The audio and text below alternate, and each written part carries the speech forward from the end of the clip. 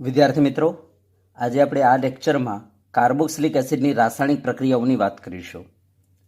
તો carboxylic acid જે છે કઈ કઈ રાસાયણિક પ્રક્રિયાઓ આપે છે તો ધ્યાન આપજો. કાર્બોક્સિલિક એસિડનું સૂત્ર છે RCOOH. હવે ધ્યાન આપો, કાર્બોક્સિલિક એસિડ એક તો OH બંધ તૂટવા સાથેની પ્રક્રિયા આપે છે, બીજું CO બંધ તૂટવા સાથેની પ્રક્રિયા આપે છે, ત્રીજું આખા COH ભાગ સાથે થતી પ્રક્રિયા આપે છે, અને ચોથી એના હાઇડ્રોકાર્બન ભાગ સાથે, આ જે COH સાથે જોડાયેલું જે હાઇડ્રોકાર્બન ભાગ છે ને એના સાથે થતી રાસાયણિક પ્રક્રિયા આપે છે. આમ કાર્બોક્સિલિક એસિડ 4 પ્રકારની રાસાયણિક પ્રક્રિયા આપે છે. તો ચલો આપણે એને વર્ગીકરણ કરી દઈએ. તો આપણે કહી શકીએ, પહેલી તો OH બંધ તૂટવા સાથેની પ્રક્રિયા આપે છે, બરાબર. પછી આપણે કહીશું આના અંદર મોજૂદ આ CO બંધ તૂટવા સાથેની પ્રક્રિયા આપે છે, બરાબર. પછી આખા COH ભાગ સાથે, બરાબર, આખા COOH, બરાબર, સમૂહ સાથે થતી પ્રક્રિયા આપે છે. પછી આ COH ભાગ સાથે જોડાયેલો જે આ હાઇડ્રોકાર્બન ભાગ છે, બરાબર, એ હાઇડ્રોકાર્બન ભાગ સાથે થતી પ્રક્રિયા આપે છે, બરાબર. હાઇડ્રોકાર્બન ભાગ સાથે થતી રાસાયણિક પ્રક્રિયા આપે છે, બરાબર. તો આમ 4 પ્રકારની રાસાયણિક પ્રક્રિયાઓ આપે છે. ચલો હવે ધ્યાન આપજો, હું 1 બાય 1 તમને સમજાવી દઉં. પહેલાં તો OH બંધ તૂટવા સાથે પ્રક્રિયાઓ કઈ કઈ છે?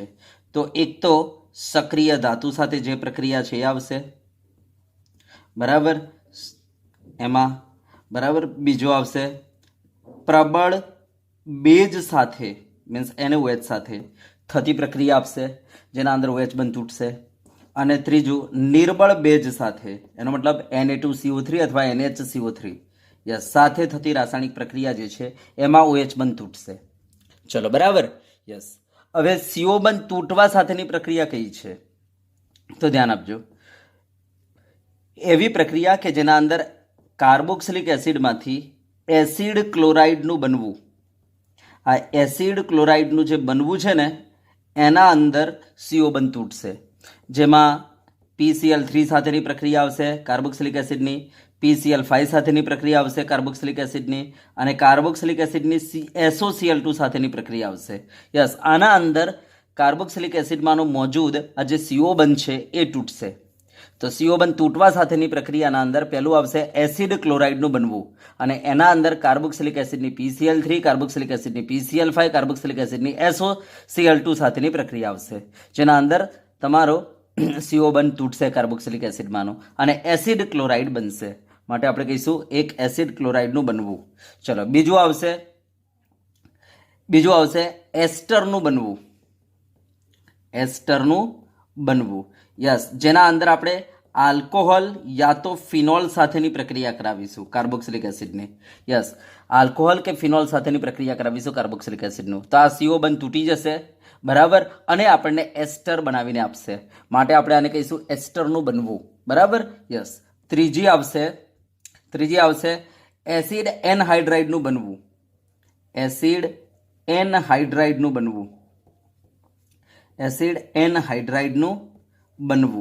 યસ. હા, આના અંદર આપણે કાર્બોક્સિલિક એસિડને કાર્બોક્સિલિક એસિડ સાથે જ પ્રક્રિયા કરાવીશું, બરાબર. તો શું થશે? આનો CO બંધ તૂટી જશે, યસ, અને આનો OH બંધ તૂટી જશે અને તમને એનહાઇડ્રાઇડ બનાવીને આપશે, બરાબર. તો આ પ્રક્રિયાને આપણે શું કહીશું? એસિડ એનહાઇડ્રાઇડનું બનવું, બરાબર, અથવા કાર્બોક્સિલિક એસિડ સાથેની પ્રક્રિયા કાર્બોક્સિલિક એસિડની. ચલો, બરાબર, યસ. ચલો, એના પછી આપણે વાત કરીએ, આવશે એમાઇડનું બનવું, બરાબર. યસ, આના અંદર કાર્બોક્સિલિક એસિડની આપણે એમોનિયા સાથે પ્રક્રિયા કરાવીશું. કોની સાથે? એમોનિયા સાથે. યસ, એમોનિયા સાથે પ્રક્રિયા કરાવવાથી આ CO બંધ તૂટી જશે અને ત્યાં પેલું NH2 જઈને બેસી જશે, જેના કારણે આપણને એમાઇડ મળી જશે. તો આ પ્રક્રિયાને કહીશું એમાઇડનું બનવું. આમ CO બંધ તૂટવા સાથેની પ્રક્રિયા આપણે એને 4 ભાગમાં ડિવાઈડ કરી દીધી.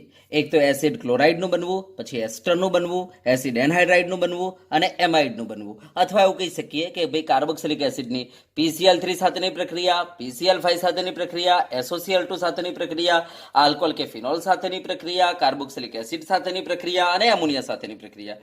યસ, આટલી પ્રક્રિયાઓમાં તમારો આ CO બંધ જે છે તૂટશે. ચલો બરાબર, તો CO બંધ તૂટવાળી પ્રક્રિયાઓને આપણે 4 ભાગમાં ડિવાઈડ કરી દીધી છે. ચલો એના પછી આખા COH ભાગ સાથે થતી પ્રક્રિયા. તો ધ્યાન આપજો, આના અંદર 2 પ્રકારની પ્રક્રિયા થવાની છે. એક થશે રિડક્શન, બરાબર, COH જે છે ને એનું રિડક્શન. યસ, હા, અને રિડક્શન કરીને આપણે ધ્યાન આપજો, રિડક્શન કરીને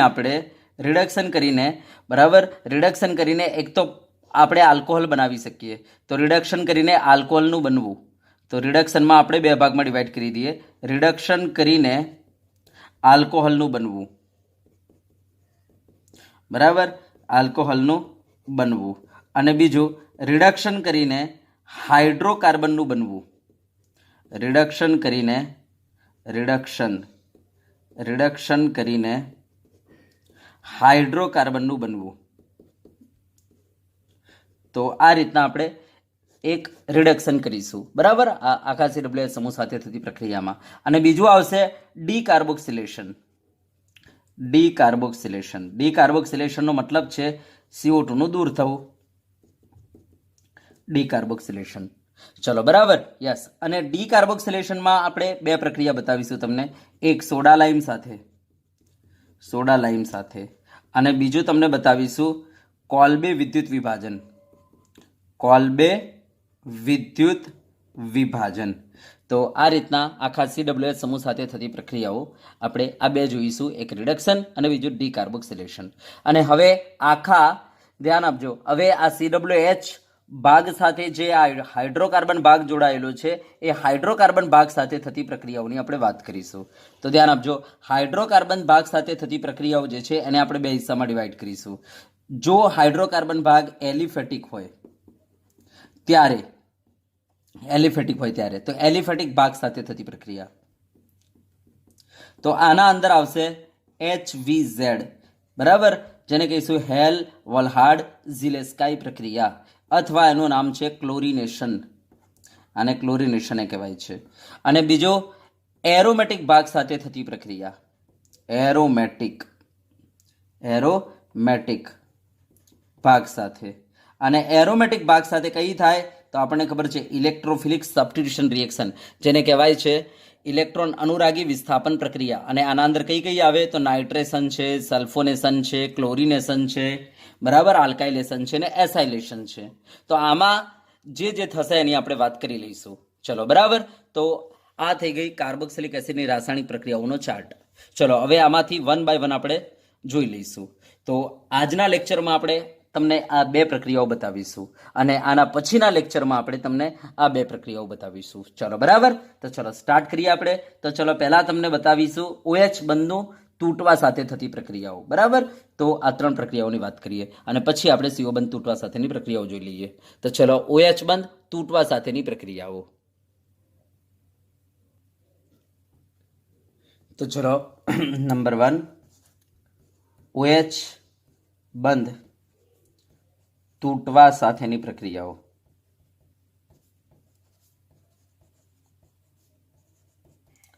તો એમાં નંબર 1 સક્રિય ધાતુ સાથે, બરાબર. તો દાખલા તરીકે મારી પાસે આ કોઈ કાર્બોક્સિલિક એસિડ છે, હું સક્રિય ધાતુ લઈ લઉં છું, દાખલા તરીકે સોડિયમ. તો શું થશે, આમાં આ જે OH બંધ છે તૂટી જશે, H નીકળી જશે, એને ત્યાં લાગી જશે, એટલે શું બની જશે કાર્બોક્સિલિક એસિડનો સોડિયમ ક્ષાર, બરાબર. પેલો H નીકળી ગયો એ હાઇડ્રોજન ગેસ સ્વરૂપે નીકળી જશે. ચલો ક્લિયર. તો આ થઈ ગઈ સક્રિય ધાતુ સાથેની રાસાયણિક પ્રક્રિયા. તો ચલો આમાંથી કોઈ એક કાર્બોક્સિલિક એસિડ લઈને આપણે વાત કરીએ. દાખલા તરીકે આ ઇથેનોઇક એસિડ મેં લઈ લીધો છે, જેને કહીશું એસિટિક એસિડ, બરાબર, ઇથેનોઇક એસિડ. ચલો એને આપણે સક્રિય ધાતુ જેમ કે સોડિયમ સાથે પ્રક્રિયા કરાવીએ. ચલો આ OH બંધ તૂટી જશે, શું બની જશે CH3COONA. આને કહેવાય સોડિયમ એસિટેટ અથવા સોડિયમ ઇથેનોએટ, બરાબર. યસ, CH3COO ને કહેવાય ઓએટ, ઇથેનોએટ અને આ લાગી ગયું સોડિયમ, તો સોડિયમ ઇથેનોએટ પ્લસ અહીંયાથી હાઇડ્રોજન બહાર આવી જશે તો હાફ H2 બાર. ચલો ક્લિયર. તો આ થઈ ગયું સક્રિય ધાતુ સાથેની પ્રક્રિયા. ચલો એના પછી પ્રબળ બેઝ સાથેની પ્રક્રિયા. હવે પ્રબળ બેઝ કોને કહેવાય? તો આપણને ખબર છે NaOH, એને કહેવાય પ્રબળ બેઝ. હે ને? તો ચલો પ્રબળ બેઝ સાથે આપણે પ્રક્રિયા કરીએ NaOH સાથે. ચલો શું થશે? આ OH બંધ તૂટી જશે, ત્યાં પેલો Na આઈને બેસી જશે, એટલે શું બની ગયું? RCOO બની ગયું. પ્લસ પેલો બાર કોણ નીકળી ગયો? H, અને વધેલો આ OH મિલાવી દો, બોલો શું બને? H2O. યસ. તો આ રીતના જ્યારે એસિડને બેઝ સાથે પ્રક્રિયા કરીશું તો શું બની જશે? આ ક્ષાર. આને કહેવાય સોડિયમ કાર્બોક્સિલિક એસિડનો સોડિયમ ક્ષાર, બરાબર, પ્લસ H2O બાર. ચલો તો હવે એક એક્ઝામ્પલ લઈને આપણે તમને બતાવી દઈએ. જેમ કે આ CH3COOH છે, આને કહીશું ઇથેનોઇક એસિડ અથવા એસિટિક એસિડ. ચલો એને OH સાથે પ્રક્રિયા કરાવીએ. આ તૂટી જશે, એને અંદર આવીને બેસી જશે. ચલો શું બની જશે? CH3COONA, જેને કહેવાય સોડિયમ ઇથેનોએટ. સોડિયમ ઇથેનોએટ અથવા સોડિયમ એસિટેટ. ચલો બાર કોણ આવી ગયું? H, અને વધેલો OH મિલાવી દો, H2O બાર. તો આ રીતના જ્યારે એસિડને બેઝ સાથે પ્રક્રિયા કરીશું એટલે ક્ષાર અને પાણી બની જશે. ચલો ક્લિયર છે. તો આ પ્રબળ બેઝ સાથે થઈ ગઈ. ચલો હવે આપણે તમને બતાવીએ નિર્બળ બેઝ સાથે પ્રક્રિયા. નિર્બળ બેઝ સાથે પ્રક્રિયા તો આ છે RCOOH. ચલો બરાબર. હવે નિર્બળ બેઝ આપણે લઈ લઈએ, દાખલા તરીકે NaCO3, અને આપણે આ પ્રક્રિયા કરાવીએ. તો ધ્યાન આપજો. આ પ્રક્રિયા થઈ જાય છે એનો મતલબ કે આ જે કાર્બોક્સિલિક એસિડ છે ને એ પ્રબળ એસિડ છે, કારણ કે તમને ખબર છે નિર્બળ સાથે નિર્બળ કોઈ દિવસ પ્રક્રિયા કરે નહીં. નિર્બળ સાથે નિર્બળ કોઈ દિવસ પ્રક્રિયા કરે નહીં. તો આ નિર્બળ બેઝ છે અને મેં કાર્બોક્સિલિક એસિડ સાથે પ્રક્રિયા કરાવી, તો આ પ્રક્રિયા થઈ ગઈ. એનો મતલબ કાર્બોક્સિલિક એસિડ પોતે શું છે? પ્રબળ એસિડ, બરાબર. તો ચલો અહીંયા આ OH બંધ તૂટી ગયો, H બહાર આવી ગયો, એને અંદર જતો રહ્યો. તો બોલો RCOONA કાર્બોક્સિલિક એસિડનો સોડિયમ ક્ષાર બની ગયો, બરાબર. બહાર નીકળેલો H અને HCO3 મિલાવી દો તો H2CO3 એટલે H2O પ્લસ CO2. ચલો ક્લિયર છે? યસ. તો આ રીતના કાર્બન ડાયોક્સાઇડના આપણને ઉભરા મળી જશે, બરાબર. કાર્બન ડાયોક્સાઇડના શું મળી જશે? ઉભરા મળી જશે. યસ. હા, તો હવે ધ્યાન આપજો. જો આ જ પ્રક્રિયા આપણે આલ્કોહોલ સાથે કરાવીએ, ધ્યાન આપજો ને, આલ્કોહોલ સાથે કરાવીએ નિર્બળ બેઝની પ્રક્રિયા, તો ભાઈ આ પ્રક્રિયા થતી નથી. આ પ્રક્રિયા ફિનોલ સાથે કરાવીને ચેક કરી તો પણ આ પ્રક્રિયા થઈ નહોતી, બરાબર. એનો મતલબ બોલો, આ પ્રક્રિયાથી આપણે કન્ફર્મ કરી શકીએ છીએ કે આલ્કોહોલ અને ફિનોલ નિર્બળ હોવા જોઈએ, કારણ કે તમને ખબર છે નિર્બળ બેઝ સાથે જે પ્રક્રિયા આપી દે એ હશે પ્રબળ, બરાબર. પરંતુ તમે જોઈ શકો છો નિર્બળ બેઝ સાથે આલ્કોહોલ અને ફિનોલે પ્રક્રિયા નહીં આપી. એનો મતલબ પોતે આ કેવા હોવા જોઈએ? તો નિર્બળ એસિડ હોવા જોઈએ. તો આ દિમાગમાં ફિટ કરી લેજો. આલ્કોહોલ અને ફિનોલ શું છે? નિર્બળ એસિડ છે. તો હવે ધ્યાન આપજો. આલ્કોહોલ અને ફિનોલ NaCO3 સાથે પ્રક્રિયા કરીને આપણને કાર્બન ડાયોક્સાઇડના ઉભરા આપતા નથી, એટલે કે રાસાયણિક પ્રક્રિયા આપતા નથી. જ્યારે કાર્બન ડાયોક્સાઇડ જે છે પ્રક્રિયા કરીને CO2ના ઉભરા આપે છે. માટે આપણે આ પ્રક્રિયાની મદદથી આલ્કોહોલ અને ફિનોલથી કાર્બોક્સિલિક એસિડને વિભેદ કરી શકીએ, બરાબર. તો દાખલા તરીકે તમને કોઈ સેમ્પલ આપી દે અને પૂછે બોલો આ ફિનોલિક સેમ્પલ છે કે કાર્બોક્સિલિક એસિડ સેમ્પલ છે, તો કંઈ જ કરવાનું નહીં, એમાં NaCO3 નાખવાનો અને ચેક કરી લેવાનું. જો CO2 આઈના ઉભરા મળી જાય તો કહી દો ભાઈ કાર્બોક્સિલિક એસિડ સેમ્પલ, અને ના મળે તો કહી દો ફિનોલિક સેમ્પલ, બરાબર. તો આ રીતના આલ્કોહોલ અને ફિનોલથી કાર્બોક્સિલિક એસિડને વિભેદ કરી શકાય છે આ પ્રક્રિયાની મદદથી. ચલો ક્લિયર. તો આ મેં તમને બતાવી દીધી OH બંધ તૂટવા સાથેની પ્રક્રિયાઓ. ચલો હવે આપણે જોઈએ નેક્સ્ટ આગળ CO બંધ તૂટવા સાથેની પ્રક્રિયાઓ. ચલો ઓકે. ચલો હવે આપણે તમને બતાવીએ CO બંધ તૂટવા સાથેની પ્રક્રિયા. તૂટવા સાથેની પ્રક્રિયાઓ, બરાબર, કાર્બોક્સિલિક એસિડની. તો ચલો એમાં પહેલા આપણે તમને બતાવીએ એસિડ હેલાઇડનું બનવું. એસિડ હેલાઇડનું બનવું. તો ધ્યાન આપજો. હું અહીંયા કાર્બોક્સિલિક એસિડ લઈ લઉં છું, દાખલા તરીકે ઇથેનોઇક એસિડ, બરાબર. ઇથેનોઇક એસિડનું ઉદાહરણ લઈને ચાલું છું. યસ. ચલો આને જો આપણે PCl3 જોડે પ્રક્રિયા કરાવીએ.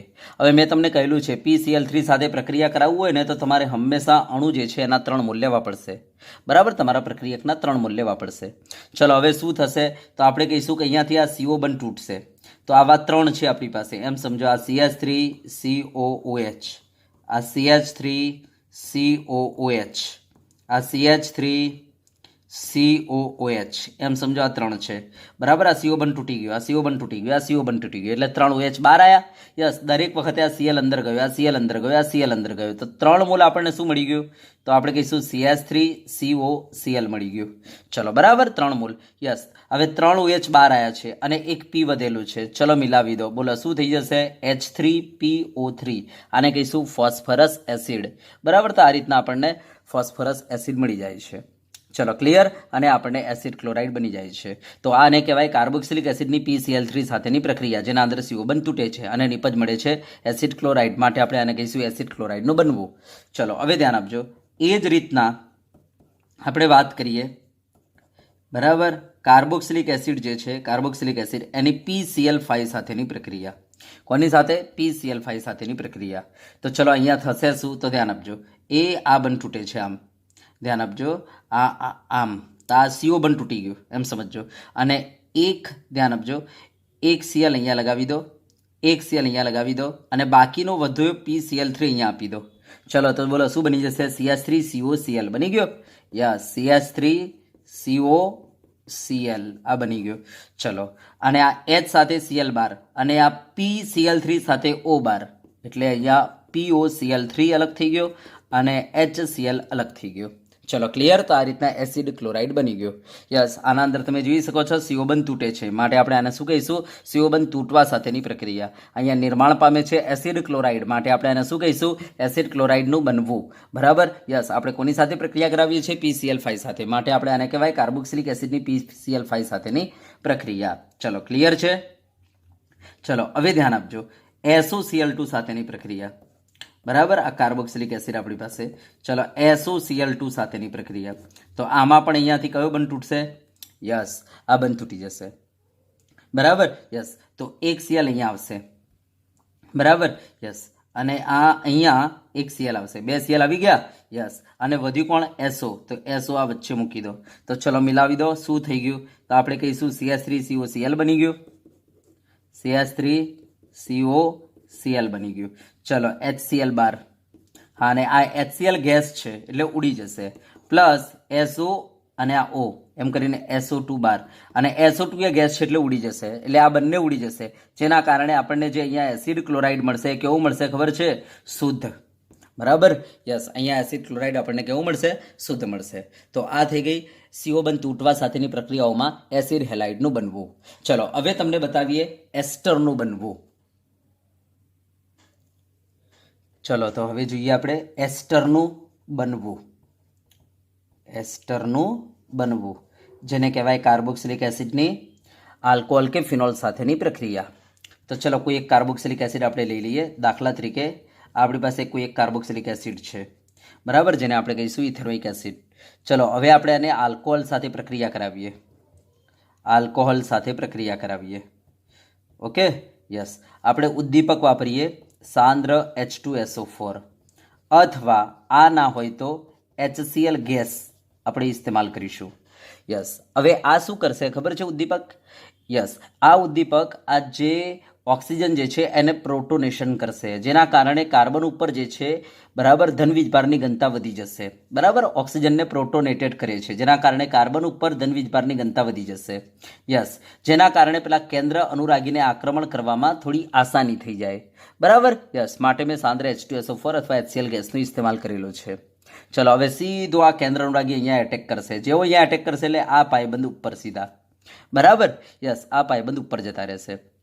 હવે તમને ખબર છે OH જે છે અહીંયા બેઝ ક્લીવિંગ ગ્રુપ છે, એટલે આ જેવું બહાર નીકળશે બરાબર, એટલે પેલા પાયબંધ જે છે અહીંયા પડી જશે, જેના કારણે શું નિપજ બનશે? તો ચલો નિપજ બનશે CH3, આ C ડબલ બોન્ડ O, કારણ કે પાયબંધ પડી ગયો, અને એને લાગી ગયેલું છે આ OCH2CH3, OCH2CH3, એનો મતલબ આ શું બની ગયો? તમારો એસ્ટર તૈયાર થઈ ગયો.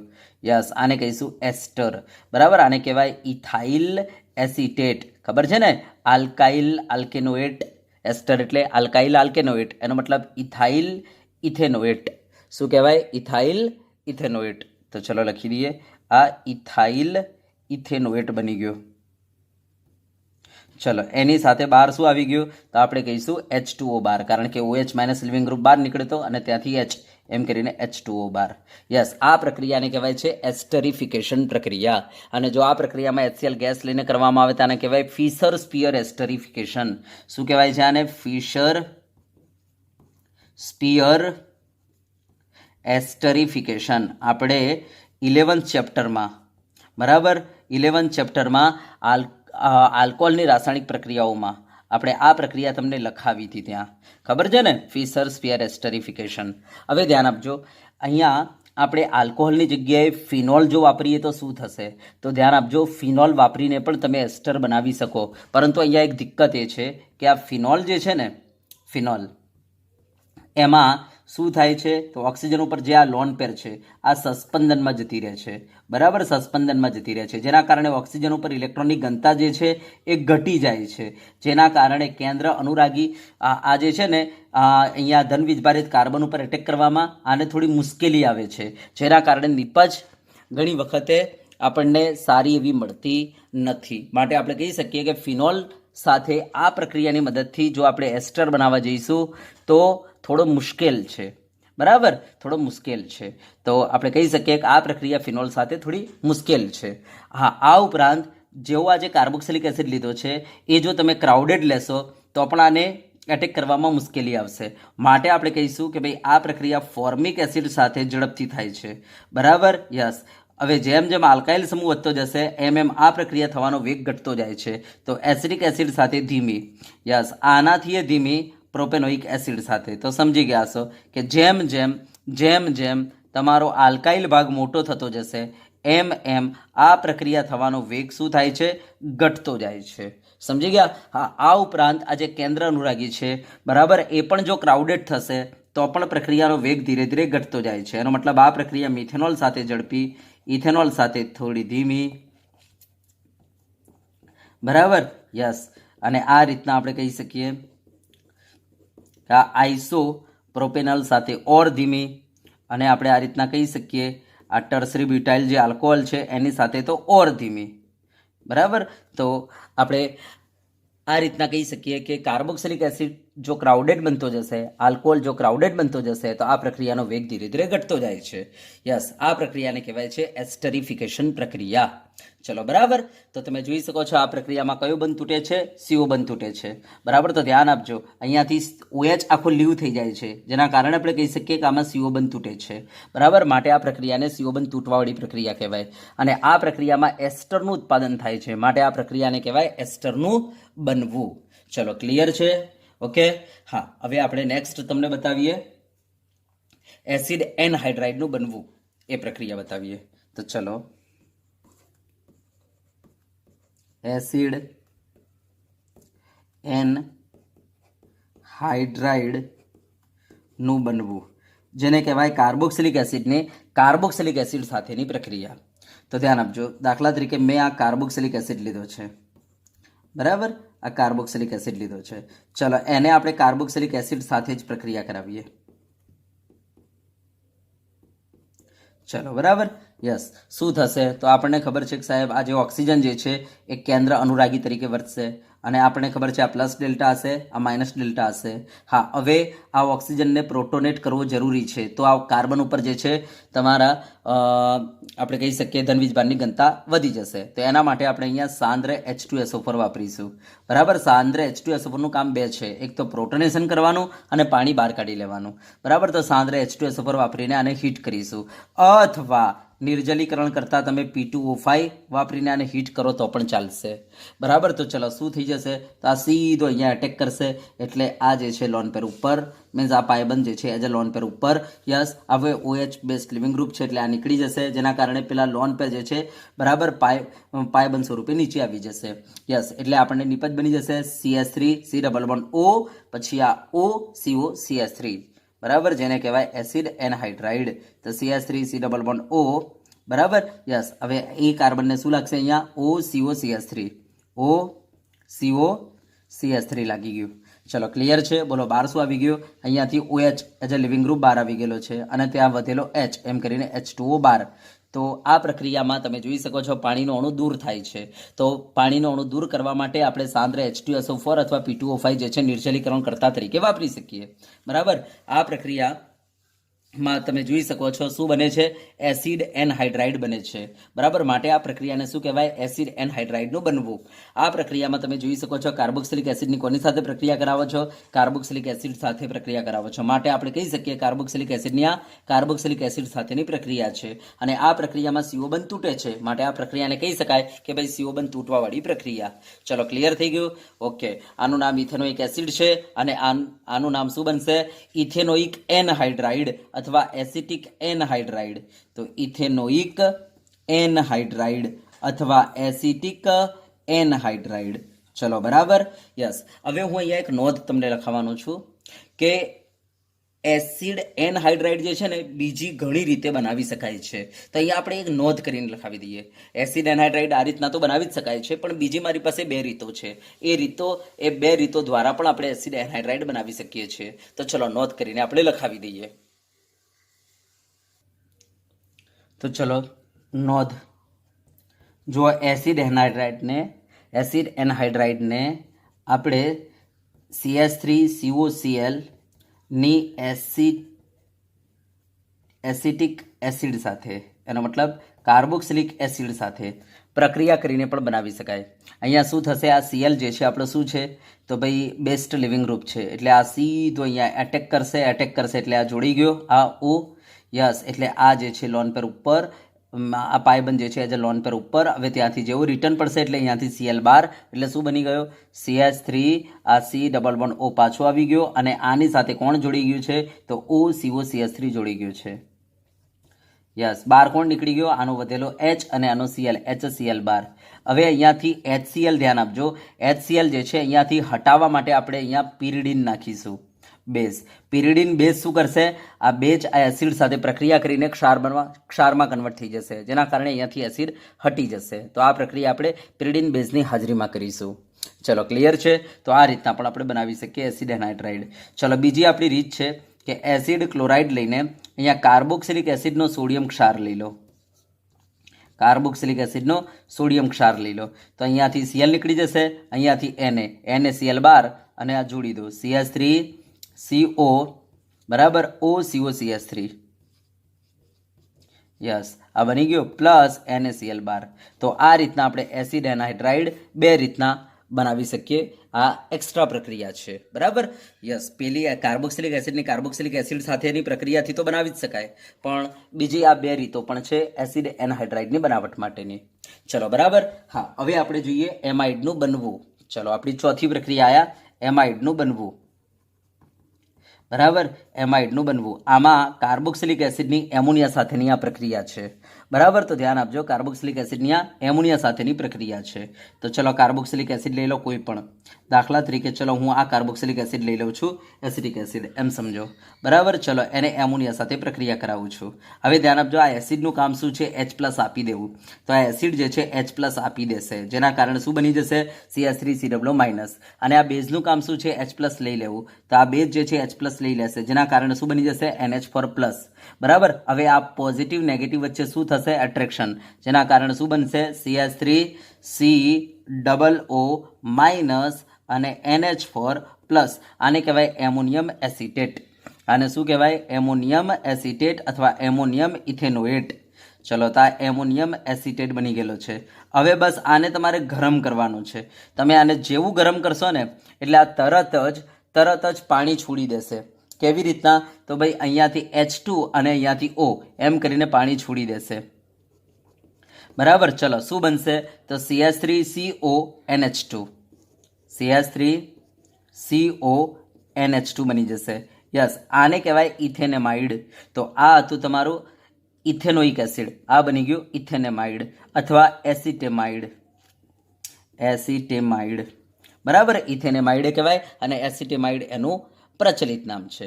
તો આ એસિટિક એસિડ, એમાંથી એમોનિયમ એસિટેટ અને બની ગયું એસિટેમાઇડ. ચલો, ક્લિયર થઈ ગયું. તો આના અંદર તમે જોઈ શકો છો કયો બંધ તૂટેલો છે, તો આપણે કહીશું આ ભાઈ CO બંધ તૂટેલો છે. યસ, CO બંધ તૂટેલો છે અને એની જગ્યાએ કોણ આવીને બેસેલું છે, તો આપણે કહી શકીએ NH2 જઈને બેસેલું છે. ચલો, ક્લિયર છે? યસ. તો આ પ્રક્રિયાને આપણે કહી શકીએ કે ભાઈ આના અંદર એમાઇડ બને છે, માટે એમાઇડનું બનવું.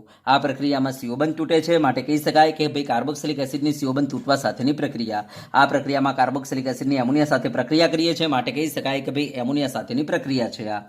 ચલો હવે ધ્યાન આપજો, હું એરોમેટિક લઈ લઉં છું કાર્બોક્સિલિક એસિડ. ચલો બરાબર, યસ. ચલો એમોનિયા સાથે પ્રક્રિયા કરું છું. ચલો શું બનશે? તો બેન્ઝીન ઉપર CW માઇનસ અને NH4 પ્લસ, આને કહેવાય એમોનિયમ બેન્ઝોએટ. તો આ છે આપણું બેન્ઝોઇક એસિડ, આ છે બેન્ઝોઇક એસિડ, અને આ એમાંથી બનેલો છે ક્ષાર, જેને કહેવાય એમોનિયમ બેન્ઝોએટ. હવે જો આને ખાલી ગરમ કરવાનું છે, જો તમે ગરમ કરશો ને એટલે તરત જ આ પાણી છોડી દેશે અને શું બની જશે? બેન્ઝીન ઉપર CONH2, આને કહેવાય બેન્ઝામાઇડ. શું કહેવાય? બેન્ઝામાઇડ. BENZA, બેન્ઝામાઇડ. બરાબર, BENZA બરાબર, MIDE, બેન્ઝામાઇડ. ચલો ક્લિયર છે? ઓકે. ચલો હવે ધ્યાન આપજો, હું થેલિક એસિડ લઈ લઉં છું. ચલો મેં આ થેલિક એસિડ લીધું છે, જેને કહેવાય બેન્ઝીન 1,2 ડાયકાર્બોક્સિલિક એસિડ, અને હવે હું આની એમોનિયા જોડે પ્રક્રિયા કરાવું છું. બરાબર, યસ. તો આ H+ આપી દેશે, જેના કારણે NH4 પ્લસ બનશે. એ રીતના આપણે H+ આપી દેશે, જેના કારણે NH4 પ્લસ બનશે. તો હું 2 અમોનિયા સાથે પ્રક્રિયા કરાવું છું. બરાબર, યસ, 2 અમોલ એમોનિયા સાથે. તો ચલો શું બની જશે? તો આપણે કહીશું સાહેબ આ બની જશે CW માઇનસ અને પેલો NH3 માંથી બની ગયો NH4 પ્લસ, એટલે કંઈક આવું બની જશે. સેમ એ રીતના CW માઇનસ અને પેલા NH3 માંથી બની ગયું NH4 પ્લસ. તો આપણે કહીશું કે આ ટાઈપનું સંયોજન બનશે, જેને કહેવાય એમોનિયમ થેલેટ. આ જે આપણું થેલિક એસિડ, આ છે થેલિક એસિડ, આને કહેવાય એમોનિયમ થેલેટ. Ammonium phthalate. બરાબર, બરાબર ધ્યાનથી જોજો. Okay, ammonium phthalate. હવે એક કામ કરો, આને થોડી હીટ કરો. તમે આને હીટ કરશો ને એટલે શું થઈ જશે? બરાબર ધ્યાનથી જોજો. તમે આને હીટ કરશો એટલે અહીંયા બની જશે CONH2. બરાબર, યસ. અહીંયા જગ્યા ઓછી પડશે. ચલો નીચે લખી દઈએ, નીચે લખી દઈએ, અહીંયા લખી દઉં છું. ચલો શું બનશે? ધ્યાન આપજો. આ બેન્ઝીન ઉપર બની જશે આ CONH2. બરાબર, એ જ રીતના જુઓ, અહીંયાથી પાણી નીકળી જશે H2O પેલા હીટ મારવાથી. ચલો એટલે અહીંયા શું બની જશે? CONH2. તો આ રીતના 2 મોલ પાણી નીકળી જશે આપણે હીટ કરીશું એટલે. બરાબર, યસ. આને કહેવાય થેલામાઇડ. આ તમારું બની ગયું થેલામાઇડ ને, થેલામાઇડ. આ બની ગયું તમારું થેલામાઇડ. ચલો બરાબર, થેલામાઇડ બની ગયું. હા, હવે એક કામ કરો, આને એકદમ સ્ટ્રોંગ હીટ કરો. સ્ટ્રોંગ હીટ હો ને, બહુ જબરજસ્ત સ્ટ્રોંગ હીટ કરો. તમે આને સ્ટ્રોંગ હીટ કરશો ને એટલે શું થશે? આ નાઇટ્રોજન ઉપર લોન પેર પડેલી છે, માટે આ કેન્દ્ર અનુરાગી તરીકે વર્તશે. અને આ કાર્બન ઉપર પ્લસ ડેલ્ટા છે ને આના ઉપર માઇનસ ડેલ્ટા, એટલે આ ધન વીજભારિત કાર્બન ઉપર આ જે છે તમારો નાઇટ્રોજન વાળી જે લોન પેર છે, જે કેન્દ્ર અનુરાગી તરીકે વર્તે છે, સીધો અહીંયા અટેક કરી લેશે, જેના કારણે આ બંધ જે છે સીધો ઉપર જતો રહેશે. બરાબર, યસ, યસ. હા, હવે આ NH2 અહીંયા બેસ્ટ લિવિંગ ગ્રુપ છે, એટલે જેવા આ લોન પેર પાછા રિટર્ન અહીંયા પડશે એટલે અહીંયાથી કોણ બહાર? સાહેબ NH2 બહાર. NH2 અને આમાંથી નીકળેલો H એમ કરીને NH3 બહાર નીકળી જશે, તમે સ્ટ્રોંગ હિટ કરશો તો. અને આ નાઇટ્રોજન અને કાર્બન વચ્ચે અહીંયા બોન્ડ બની જશે. ચલો તો શું બની જશે? તો બેન્ઝીન ઉપર CO, આ NH, પછી આ C ડબલ બોન્ડ O થઈ ગયો, અને આ આની સાથે બંધ બની ગયો. ચલો, અને બાર કોણ નીકળી ગયો? NH2 પેલો H એમ કરીને NH3 બહાર નીકળી ગયો. યસ, આ જે સંયોજન બન્યો આને કહેવાય થેલીમાઇડ. આને શું કહેવાય છે? થેલીમાઇડ. તો આ થેલામાઇડમાંથી બની ગયો થેલીમાઇડ. ચલો ક્લિયર છે?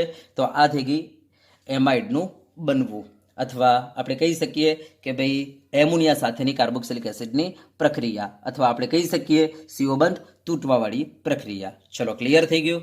ઓકે, તો આ CO બંધ તૂટવાવાળી પ્રક્રિયાઓ પૂર્ણ થાય છે. તો વિદ્યાર્થી મિત્રો, આજે આપણે તમને કાર્બોક્સિલિક એસિડની 2 પ્રકારની પ્રક્રિયાઓ બતાવી, એક OH બંધ તૂટવાવાળી અને બીજું CO બંધ તૂટવાવાળી. હા, હવે બાકીની 2 રહી ગઈ. બરાબર, એક આખા COH સમૂહ સાથે થતી પ્રક્રિયા અને બીજો હાઇડ્રોકાર્બન ભાગ સાથે થતી પ્રક્રિયા. તો આ બંને પ્રક્રિયાઓ આપણે નેક્સ્ટ લેક્ચરમાં તમને બતાવી દઈશું. ચલો ઓકે, તો વિદ્યાર્થી મિત્રો આજે આપણે અહીંયા સુધી રાખીશું.